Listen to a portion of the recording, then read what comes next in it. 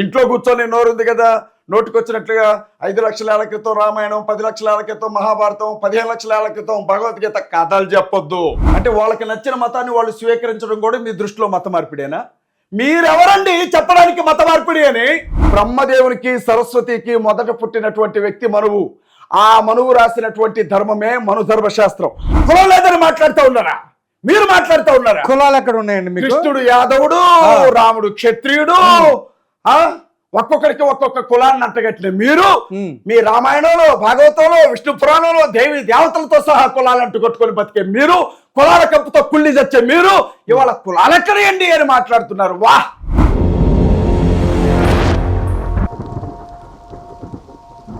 మీ దగ్గర మీ దగ్గర నేను కమెడియన్ కాదు సార్ కామెంట్ చేయడానికి. ఎందుకంటే నిజాలు నిజాయితీగా తెలుస్తాయి. సార్ వినండి సార్, నేను ఒక మాట అంటున్నాను, చెప్పండి. మీ దగ్గర ఉన్న ఆధారాలతో ఇవాళ ఎవడైతే మదర్ తెరీసా గారి మీద ఆరోపణలు చేస్తున్నాడో మీ దగ్గర ఉన్నటువంటి ఇంత దాకెందుకు అసలు ఆ తల్లి కాలి గోటికి కూడా సరిపోయి నా కొడుకులు ఎవరు కూడా. ఆమె కుష్ఠరోగులను గుండెలకు అద్దుకుంది ఆ తల్లి. ఆకలితో ఉన్న వాళ్ళకి అన్నం పెట్టింది, చచ్చిపోయే వారికి మంచినీళ్లు పోసింది ఆ తల్లి, బతుకిచ్చింది, అడుక్కొచ్చి అన్నం పెట్టింది ఆ తల్లి. ఆ తల్లి భారతదేశంలో ఉండకపోతే ఆ స్లమ్ ఏరియా ఈనాటికి కూడా అదే స్లమ్ ఏరియాగా అలాగనే మిగిలిపోయి ఉండేది. ఆ తల్లిని గౌరవించడం చేత కాదు, అలాంటి తల్లులకు సాయం చేయడం చేత కాదు, అలాంటి తల్లుల్ని రోడ్ల మీదకి రానివ్వడం చేత కాదు, నడి రోడ్ల మీద ఆడబిడ్డలను నగ్నంగా ఊరేగించే ఈయన బ్యావర్స్ కొడుకులు వీళ్ళు మాట్లాడుతున్నారు మదర్ తెరీసా గురించి. ఆవిడ కాలి గోటి మట్టికి కూడా సరిపోయి నా కొడుకులు ఎవరు కూడా. నేను వాళ్ళ ఐరా మీడియా ఇంటర్వ్యూ సాక్షిగా చెప్తా ఉన్నా, ఈ నా కొడుకులకి నిజంగా అంత దమ్ముంటే, ఈ నా కొడుకులు నిజంగా అంత నిజాయితీ పరులైతే వాట్సాప్ యూనివర్సిటీలో వండిన ఈ వంటకాలను తీసుకొని సుప్రీంకోర్టులో ఆ తల్లికి ఇచ్చిన భారతరత్న అనే బిరుదుని రద్దు చేయమని కేసు వేయమని చూస్తాం మేము. ఇంట్లో కూర్చొని నోరుంది కదా, నోటికొచ్చినట్లుగా 5 లక్షల ఏళ్ల క్రితం రామాయణం, 10 లక్షల ఏళ్ల క్రితం మహాభారతం, 15 లక్షల ఏళ్ల క్రితం భగవద్గీత కథలు చెప్పొద్దు. కట్టుకున్న భార్యకి ఒక చేరుగురు పెట్టడం చేత కాదు, కన్న తండ్రికి ఒక ముద్ద పెట్టడం చేత కాదు, ఆకలితో ఉన్నోడికి ఇంత సాయం చేయడం చేత కాదు. ప్రతి నా కొడుకు మాట్లాడేవాడే వాళ్ళ మదర్ తెరీసా గారి గురించి. ఇప్పుడు మీరు అనేదండి మదర్ తెరీసా గారి మీద ఉన్న మదర్ తెరీసా బంగారం అంటారు, పూర్తిగా వాస్తవాలు. మదర్ తెరీసా ఆవిడ కూడా ఒక క్రిస్టియన్ కాబట్టి ఆవిడ మీకు కూడా మత మార్పిడిలో సహాయం చేసింది కాబట్టి మీరు ఇన్ని మాటలు మాట్లాడుతారు. సార్ నాకు తెలియక అడుగుతాను, మెదడు తలలోనే ఉందా, అది ఏమన్నా మోకాల్లోనికి జారిందా? నేను ఇప్పటికీ 100 సార్లు చెప్పాను, మత మార్పిడి కాదు ఇది మతి మార్పిడి, మత మార్పిడి కాదు ఇది మతి మార్పిడి.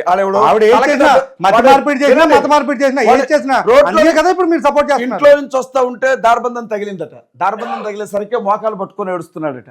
ఎందుకు ఏడుస్తున్నామంటే నా మెదడుకి ఏమైందో ఏంటో అని మోకాలు పట్టుకొని ఏడుస్తున్నాడట. ఎలాంటి నా కొడుకులు చెప్పే మాటలేని మీరు, ఆ మెదడు తలలో ఉంటుందని కూడా తెలియని నా కొడుకులు చెప్పే మాటలేని మదర్ తెరీసా గురించి మాట్లాడుతున్నారు. సరే, టాపిక్ డైవర్ట్ అయింది. బలవంతపు మత మార్పిడి నిరోధక బిల్లులు అన్నారు. 12 రాష్ట్రాల్లో బలవంతపు మత మార్పిడి నిరోధక బిల్లులు వచ్చాయి. బలవంతపు మత మార్పిడి పేరుతో రాజ్యాంగంలో ఉన్నటువంటి హక్కును, ఒక రకంగా మత స్వేచ్ఛ హక్కును నరుకుతూ బీజేపీ ముఖ్యమంత్రులు తీసుకొచ్చినటువంటి చట్టాలు ఇవి. లీగల్గా ఈ చట్టాలు ఏవి చెల్లవు. ఎందుకంటే రాజ్యాంగానికి వ్యతిరేకంగా తీసుకొచ్చిన ఏ చట్టము చెల్లదని రాజ్యాంగం చెప్తోంది.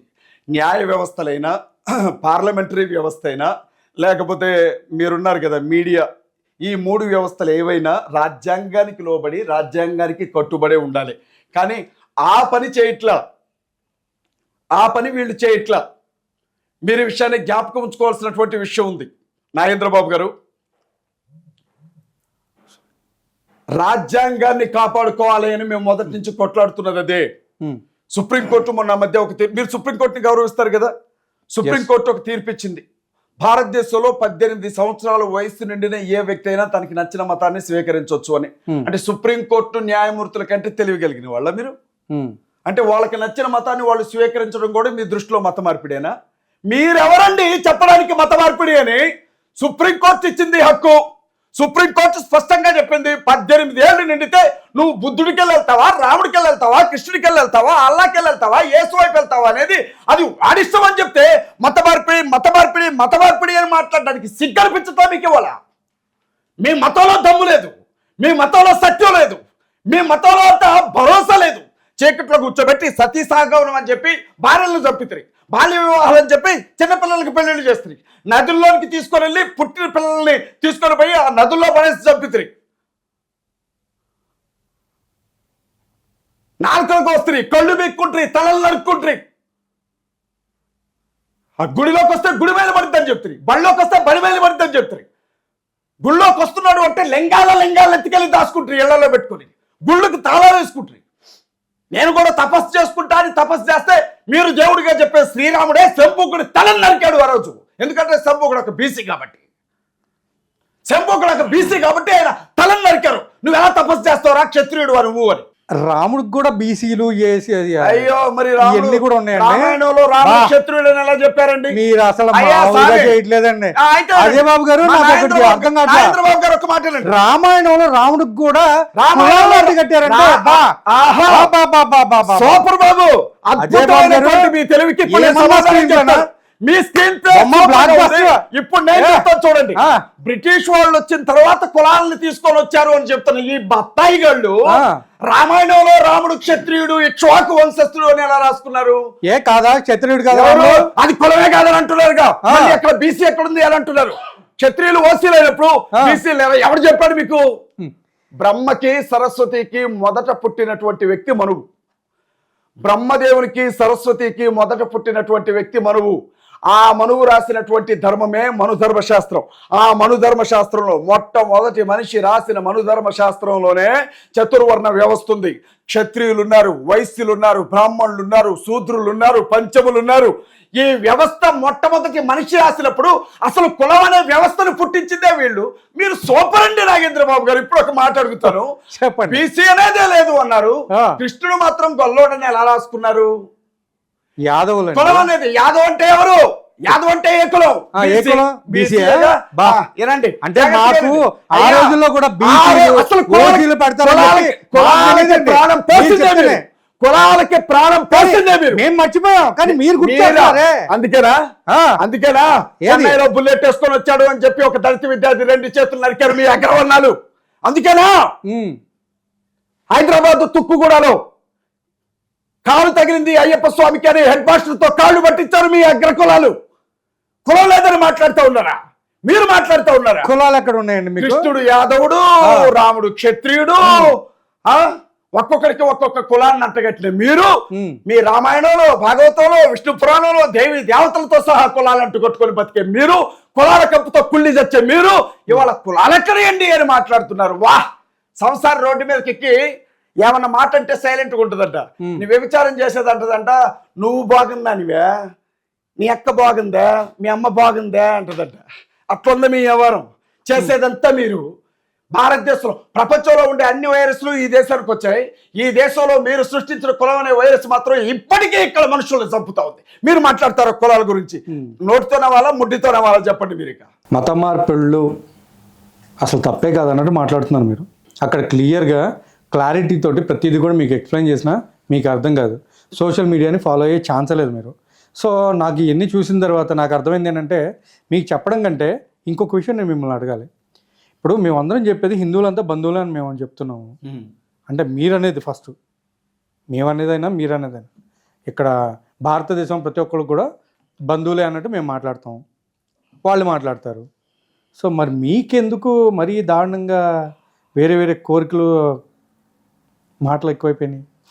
హిందువులందరూ బంధువులే. హిందువునని గర్వించు, హిందువుగా జీవించు, అంతే. బంధుత్వం కలుపుకుందాం రండి. మీరు హిందువులందరం బంధువులమే. మీరు హిందువులు అయితే బంధుత్వం కలుపుకుందాం. హిందుత్వంలో ఉన్న వాళ్ళతోనే కలుపుకుందాం బంధువులు, బంధుత్వాన్ని కలుపుకుందాం. హిందువులందరూ బంధువులే కదా.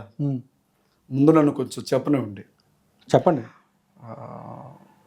దళితులు ఉంటారు కదా, దళితులు, మాలలు, మాదిగలు చెప్పులు కుడుతూ ఉంటారు సహజంగా, కుల వృత్తి. మాలలు శ్మశానాలలో శవాల దగ్గర చితిమంటలను తగలబెడతా ఉంటారు అని అంటూ ఉంటారు. అందరూ బంధువులే కదా, హిందువులందరూ బంధువులే కదా. ఇక నుంచి ఏం చేద్దామంటే బ్రాహ్మణుల్ని చెప్పులు కొట్టమని చెప్తాం. కుల వృత్తి మార్చుకోవడంలో తప్పే ఉంది. బంధుత్వంలో ఉన్నప్పుడు ఆ మాత్రం చేయకపోతే ఎట్లా? బంధువులు అంటే మనం ఒకటే అని కదా, ఇచ్చిపుచ్చుకునే వాళ్ళం అని కదా అర్థం. బ్రాహ్మణుల్ని కమ్మల్ని రెడ్లని వెలమల్ని వీళ్ళనేమో చెప్పులు కొట్టమని చెప్దాం. గుర్తుపెట్టుకోండి, బాగా బ్రాహ్మణులు ఉంచుకోండి, బాగా గుర్తుపెట్టుకోండి. బ్రాహ్మణులు చెప్పులు కొట్టమని చెప్దాం. నెంబర్ 1. మాదిగల్ని గుడుల్లో పూజారులుగా నియమిద్దాం. మాలల్ని యజ్ఞాలు యాగాలు చేసే బాధ్యత మాలలకు అప్పచెప్దాం. అదైనా బ్రాహ్మణుల పనే కదా. బ్రాహ్మణుల్ని తీసుకొని వచ్చేసి శవాలను తగలబెట్టే కాడ నిలబెడదాం.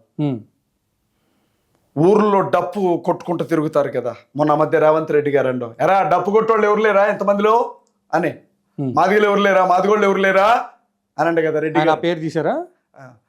డప్పు కొట్టే మాదిగోళ్ళు ఎవరు లేరా, వెళ్ళలేదా మీరు? మీరు ఆ యొక్క కులం పేరు తీసారా? అయ్యో స్పష్టంగా మీరు కూడా అప్పుడప్పుడు సోషల్ మీడియా ఫాలో అవుతూ ఉండండి. సూపర్. వినండి ఆ విషయం. అయితే ఏం చేద్దామంటే దళితుల అమ్మాయిల్ని